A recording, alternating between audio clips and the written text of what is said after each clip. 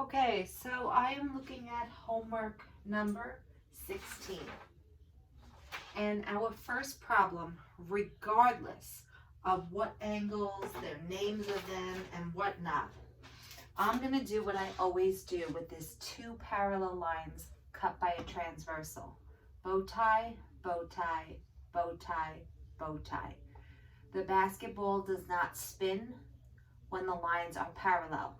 So the bow ties that I'm shading in, those four angles are exactly the same size, and the white bow ties are exactly the same size, which means if X is part of a white bow tie and 110 is part of a white bow tie, then X has to be equal to 110. Looking at the next one, two parallel lines cut by a transversal. I got a bow tie, a bow tie. I got a bow tie, and I just don't want to go over it so you don't see it, so I'll just shade this in like this, and a bow tie. All four of those teal colored bow ties are all the same size. So if X is teal and 84 is teal, that automatically makes X equal to 84. In the next one, number 13, when I look at this, I see for myself a bow tie, bow tie, bow tie, bow tie. Now remember, they're the basketballs that do not spin because the lines are parallel. So the bow ties in the same locations, they're all equal. Well, one teal colored bow tie is X, but another one is white, and that's 100.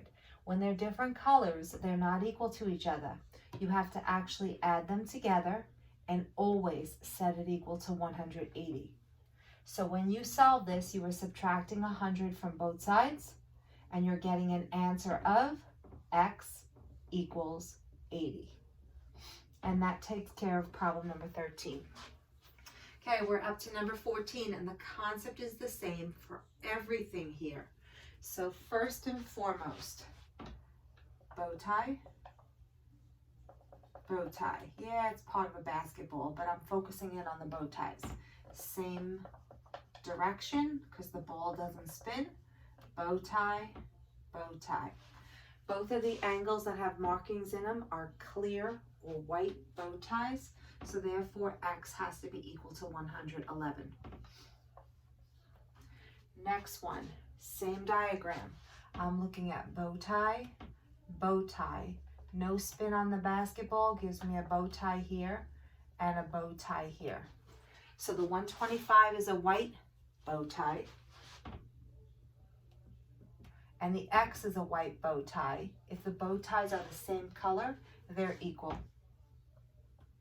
If they are not the same color, then you add them together and you get 180.